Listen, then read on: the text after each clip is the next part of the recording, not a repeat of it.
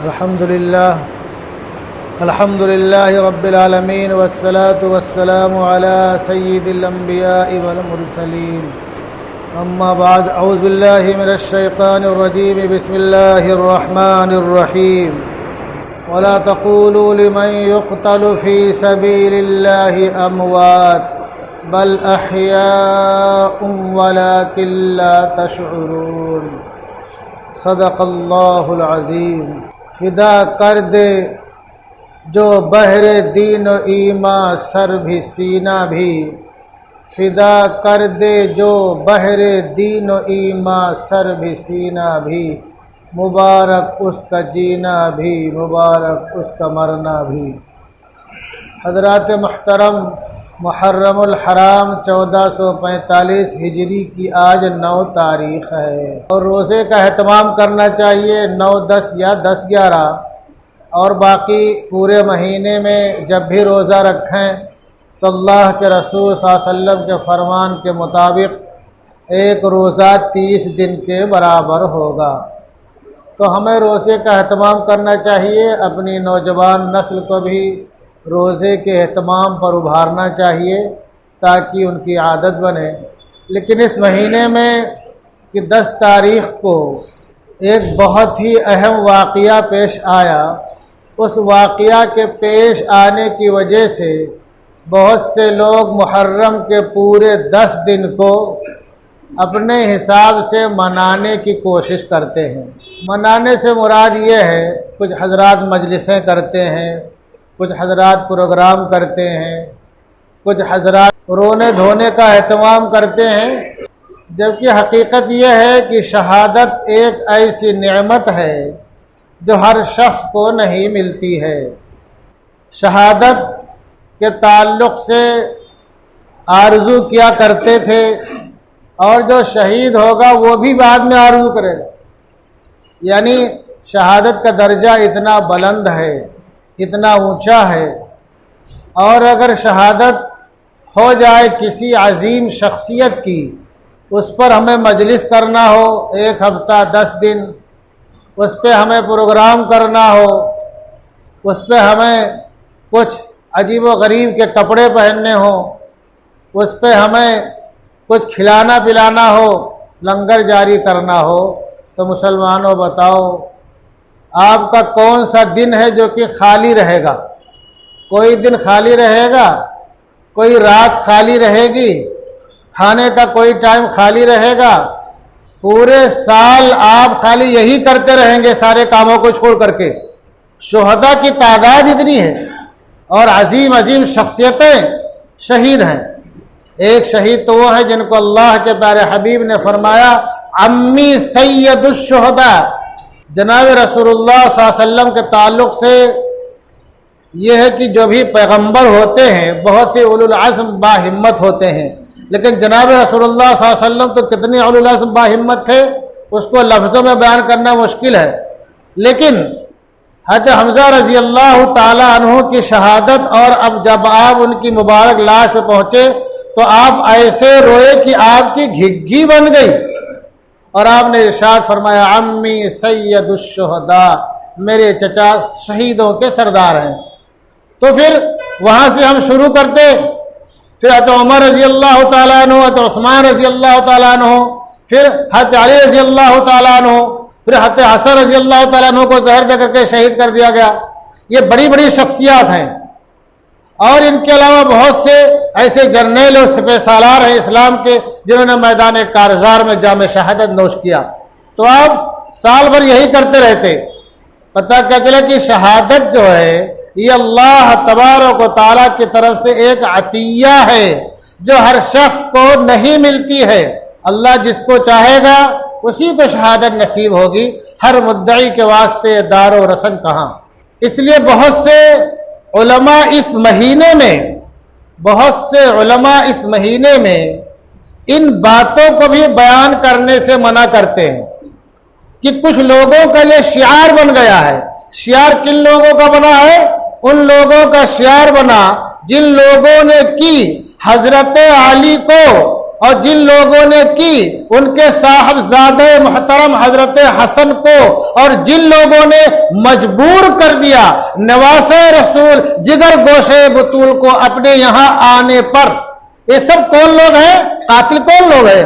جو بلانے والے ہیں وہی قاتل ہیں۔ اپنی جرم کی پردہ پوشی کے لیے، اپنی جرم کی پردہ پوشی کے لیے انہوں نے جھنڈا اٹھا دیا، یا حسین یا حسین یا علی یا حسن۔ یہ جو نعرہ لگاتے حب اہل بیت کا، جو نعرہ لگاتے حب اہل بیت کا، یہی بلانے والے ہیں، یہی قتل کرنے والے ہیں، یہی ذبح کرنے والے ہیں، یہی بچوں کو تڑپانے والے ہیں۔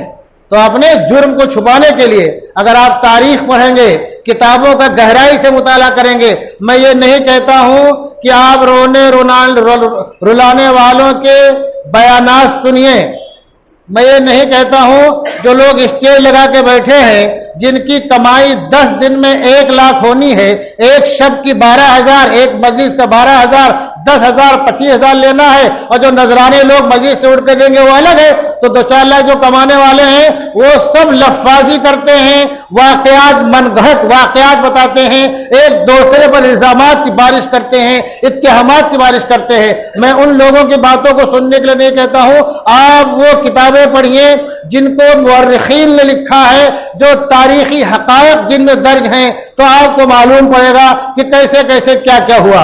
ان لوگوں نے کیا کیا؟ بلایا انہی لوگوں نے حضرت حسن رضی اللہ تعالیٰ عنہ، حضرت علی رضی اللہ تعالیٰ عنہ کی شہادت کے بعد جب حضرت حسن رضی اللہ تعالیٰ عنہ نے حضرت امیر معاویہ رضی اللہ تعالیٰ عنہ سے صلح کرنا چاہی، تو انہی لوگوں نے حضرت حسن رضی اللہ تعالیٰ عنہ کے نیچے سے مسلح کھینچ لیا اور ان کو قتل کرنے کی کوشش کی، جبکہ اللہ کے رسول کا فرمان تھا، بخاری میں موجود ہے کہ میرا یہ بیٹا سردار ہے اور اللہ تبارک و تعالیٰ میرے اس بیٹے کے ذریعے 2 گروہوں میں صلح کرائے گا۔ تو حضرت حسن رضی اللہ تعالیٰ عنہ نے صلح کی تھی، در پر صلح نہیں کی تھی، اللہ کے رسول کا جو فرمان تھا وہ پورا ہونے والا تھا، اسی بہانے سے اس لیے انہوں نے صلح کی۔ اس سے حضرت معاویہ رضی اللہ تعالیٰ عنہ سے، اور صلح کرنے کا فائدہ کیا ہوا؟ ایک لمبی مدت تک اسلامی سلطنت کی سرحدیں پھیلتی رہیں، ایک لمبی مدت تک اسلامی سلطنت کی سرحدیں پھیلتی رہیں اور لوگ کانپتے اور تھراتے رہے۔ پھر تو کیا کیا ان لوگوں نے حضرت حسن رضی اللہ عنہ کو شہید کرنے کی کوشش کی، ان پر الزامات لگایا، یہاں تک کہ ان کو کہہ دیا بھی علیہ باللہ باپ کی طرح کافر ہو گیا ہے۔ پھر اس کے بعد جب حضرت امیر معاویہ رضی اللہ تعالیٰ عنہ دنیا سے رخصت ہو جاتے ہیں اور یزید کو ان کا جانشین بنا دیا جاتا ہے، کیا اسباب تھے، کیا عوامل تھے، کون سی وجوہات تھیں جس کی بنیاد پر یزید حضرت کا جانشین بنا؟ یہ بہت تفصیلی معاملہ ہے، مختصر یہ سمجھ لو کہ ایک عظیم شخصیت نے یہ مشورہ دیا، ایک عظیم شخصیت نے مشورہ دیا کہ اپنے بعد کسی کو نامزد کر دو ورنہ پھر اختلاف ہوگا، انتشار ہوگا، چونکہ اس سے پیشتر ایک جنگ میں 70,000 لوگ شہید ہوئے تھے، ایک جنگ میں 10-12,000 لوگ شہید ہوئے تھے، یہ آپسی اختلاف جو ہوا تھا۔ تو کہا کہ اگر کسی کو نامزد کر دو گے، لوگوں کی رائے لے لوگے، اس پہ پہلے بیعت لے لوگے، تو اختلاف سے بچا جا سکتا ہے، آگے کے مہینوں میں اور زندگی میں لوگوں کے سامنے اختلاف ہی نہیں ہوگا اور امت ایک دھورے پہ جمع رہے گی۔ خیر، یزید کو جانشین بنا دیا۔ میں یزید کے بارے میں بتاؤں تو بہت سے لوگ پتہ نہ کیا کیا بولتے ہیں کہ بخاری کی روایت ہے کہ جو قسطنطنیہ پہ چڑھائی کرے گا مغفور لہم، اللہ کے رسول نے اس کی بخشش کی بشارت دی ہے۔ یقیناً اللہ کے رسول نے بخشش کی بشارت دی ہے اس شخص کے لیے جس نے قسطنطنیہ پہ چڑھائی کیا۔ آپ جب بخاری کا مطالعہ کریں گے باب ما جاء فی قتال الروم، تو وہاں آپ کو یہ خوشخبری ملے گی، اور جو تاریخی شواہد ہے اور روایتیں ہیں یہ ہے کہ جو پہلا وقت گیا تھا اس میں یزید بھی ایک ٹکڑی کا سردار تھا، ٹھیک ہے، لیکن مغفور لہم، اللہ اس کے گزشتہ گناہوں کو معاف کر دے گا۔ آگے جو جرائم کرے گا، اگر آگے کوئی کفر کر دے، کوئی شرک کر دے، تو کیا وہ بھی اس میں شامل ہے؟ تو یزید کے اس سے پہلے کے گناہ معاف ہو گئے ہوں گے، لیکن جو اس نے مدینہ پہ چڑھائی کیا، مکہ پہ گولہ باری کروایا، اور یزید کے سر میں نہیں کہتا ہو کہ حضرت حسین کا قتل ہے، لیکن یزید کے کارندوں نے حضرت حسین رضی اللہ تعالیٰ عنہ کو میدان کربلا میں بے یار مددگار پا کر کے قتل کر دیا۔ یزید نے اپنے کارندوں کو، اپنے عاملوں کو، اپنے گورنروں کو برطرف نہیں کیا पेश नहीं की। इस तरह से हम ये कह सकते हैं कि यजीद भी बराबर का नवासे रसूल के कत्ल में शरीक है, यजीद भी बराबर का नवासे रसूल के कत्ल में शरीक है। तो यह कहना कि यजीद के लिए, कि उस शख्स के लिए जो कि कुछ दुनिया में इजराह करेगा जन्नत की बशारत, अल्लाह को सुन ले, जन्नत की बशारत के अल्फाज कहीं नहीं है, मगफूरुन लहुम का लफ्ज है, बाब मा जा फी क़िताल रूम में मौजूद है। लेकिन आप बुखारी ही में शुरू में तर्जुमतुल बाब पढ़ेंगे तो उसमें बहुत सी बातें आ जाएंगी जिससे आपका जहन साफ हो जाएगा कि उससे गुज़श्ता गुनाह माफ होंगे, आइंदा के जराइम का उसमें शुमार नहीं है। खैर, तो मैं क्या कर रहा था कि हजरत हुसैन रजी अल्लाह तआला अन्हु को किन लोगों ने कत्ल किया? बुलाने वालों ने कत्ल किया। वही लोग अब तक झंडा उठा के घूम रहे हैं, नारा लगा रहे हैं, रो रहे हैं, चिल्ला रहे हैं। और हमारे अपने कुछ भाई, हमारे, ध्यान रखो, राफिजी दो तरह के हैं। एक तो असली राफिजी जिसके नाम पे 3 नुक्ता रखा जाता है, और एक गुलाबी राफिजी, उनका छोटा भाई। तो हमारे अपने बहुत से लोग गुलाबी राफिजी हैं, बगैर नुक्ते के उनके पीछे भाग रहे हैं, उन्हीं की तरह अमल करते हैं। तो जो लोग रो रहे हैं, झंडा उठा के घूम रहे हैं, मजलिसें कर रहे हैं और अपना सीना पीट रहे हैं और क्या क्या कर रहे हैं, ये इन्हीं के असलाफ जिनकी इत्तिबा करते हैं, वही हजरत हुसैन रजी अल्लाह तआला अन्हु को कत्ल करने वाले हैं। अब वो कैसे? सुनो मुसलमानों, हजरत अली की शहादत, हजरत हसन रजी अल्लाह तआला अन्हु को जहर देके शहीद कर दिया गया, कत्ल कर दिया गया। हजरत हुसैन रजी अल्लाह तआला अन्हु कहाँ मुकीम हो गए? मदीना मुनव्वरा में रहने लगे, वहीं रह रहे थे। हजरत अमीर मुआविया रजी अल्लाह तआला अन्हु ने अपनी वफात के कुछ साल पहले ही अपने बेटे को नामजद कर दिया लोगों की राय से, और जब तक हम अमीर मुआविया रजी अल्लाह तआला अन्हु हयात थे, उनकी तरफ से हजरत हुसैन रजी अल्लाह तआला अन्हु को बराबर वजीफा मिल रहा था। तो फिर अब क्या हुआ? अमीर मुआविया का जब इंतकाल हो गया तो कूफियों के दिमाग में जो है शैतानत और फुतूर आ गया। शैतानत और फुतूर क्या आया? उन्होंने ये समझा कि हम हजरत हुसैन को बुलाते हैं, उनके हाथ में बैयत करते हैं, फिर कूफा दारुल खिलाफा हो जाएगा, हमारे मजे हो जाएंगे। एक खत लिखा, 2 खत लिखा, मुतअद्दिद खुतूत लिखे, बहुत खत लिखे। कुछ लोग 150 खत बताते हैं और कुछ लोग तो 1700 खत बताते हैं। और काफी लोगों के कुछ लोग मखसूस लोग मिलने भी आए।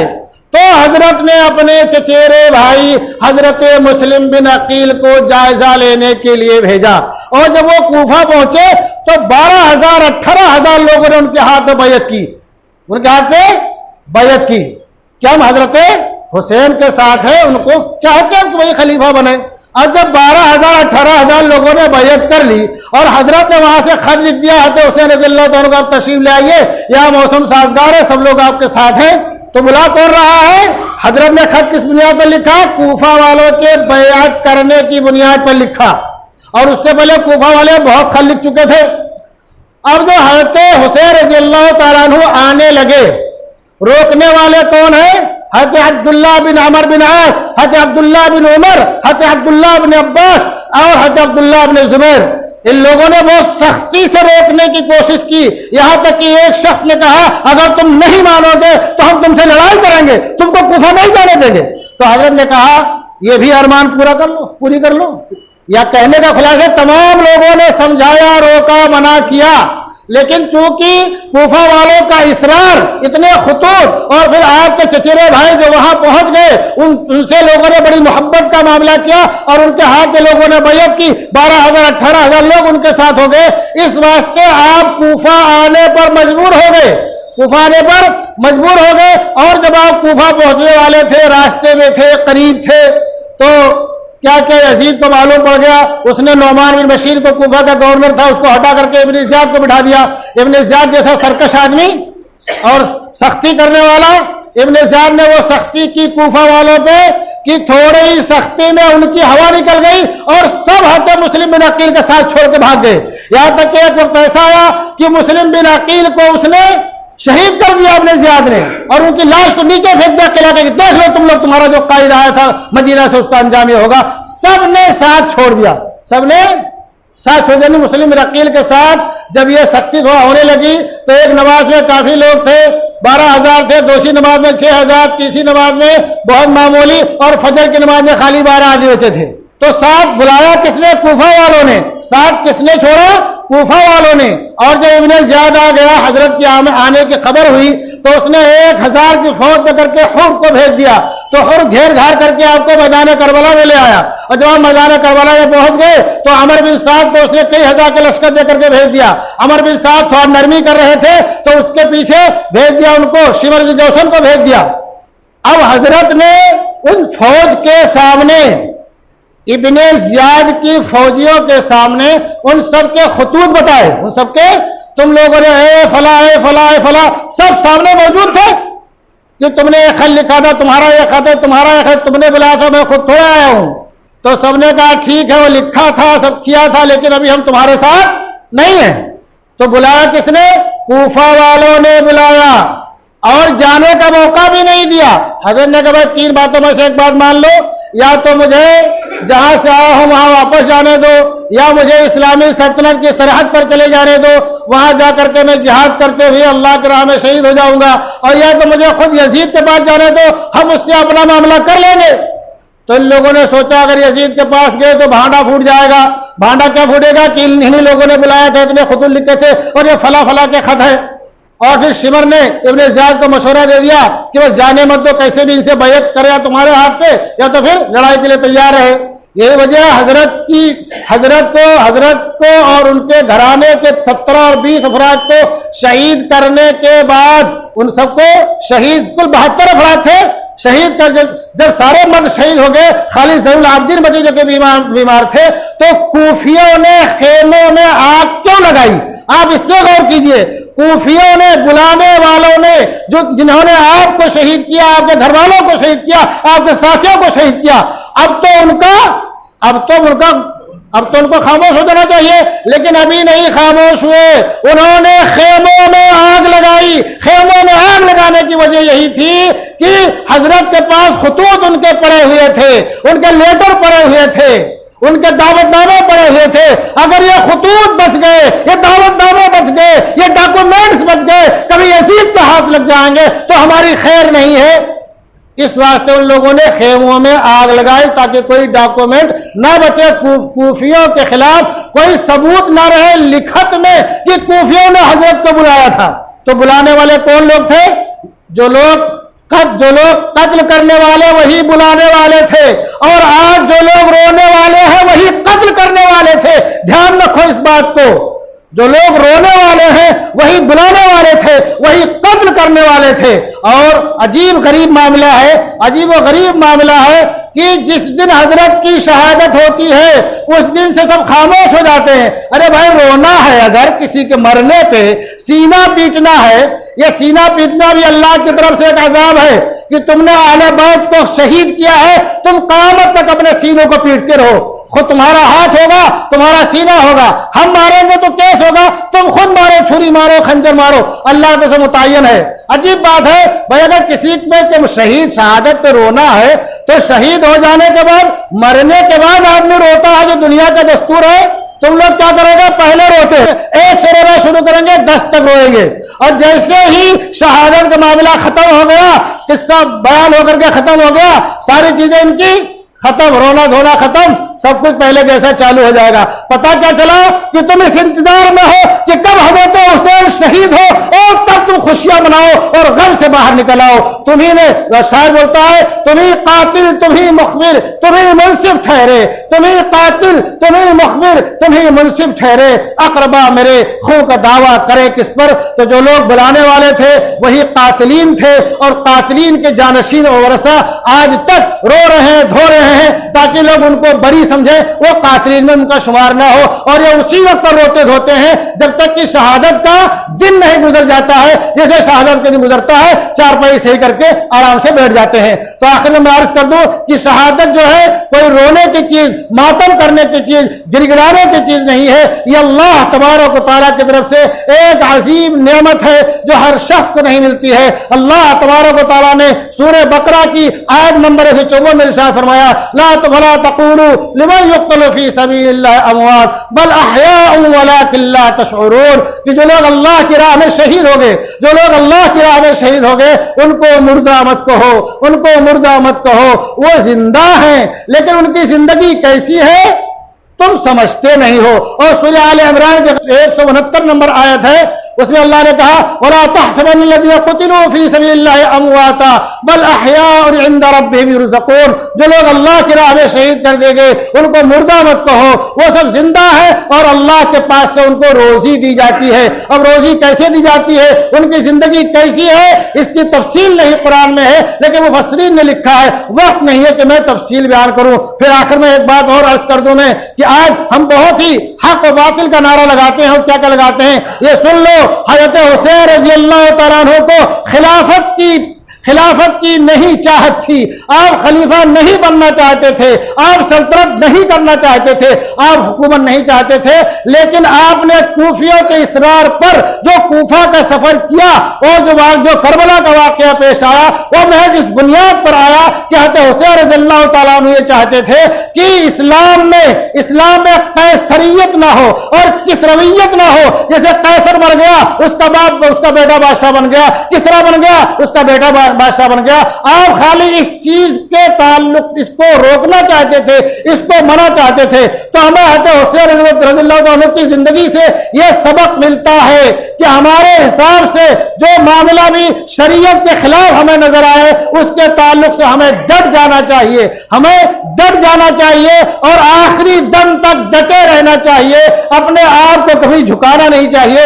اگر کوئی بھی معاملہ شرعی اصولوں کے خلاف آتا ہے، ہمارے عقائد پر اگر کسی سے ضرب آتی ہے، ہمارے ارکان پر اگر کسی سے ضرب آتی ہے، ہمارے مسلمات پر اگر ضرب آتی ہے تو ہم اور ہماری نسلوں کو چاہیے کہ حضرت حسین رضی اللہ تعالیٰ عنہ کی زندگی سے سبق لے اور آخری دم تک، زندگی کے آخری قطرے تک ڈٹے رہے۔ کیوں؟ موت تو آنی جانی چیز ہے، جان دی اسی کی تھی، حق تو یہ حق ادا نہ ہوا، تو ہمیں بھی ڈٹنے کی صلاحیت ہمارے اندر پیدا ہونی چاہیے، ہمیں اس کی آرزو رکھنی چاہیے، اس کا حوصلہ رکھنا چاہیے، اس کی تمنا رکھنی چاہیے، اور موت سے کبھی بھی گھبرانا نہیں چاہیے۔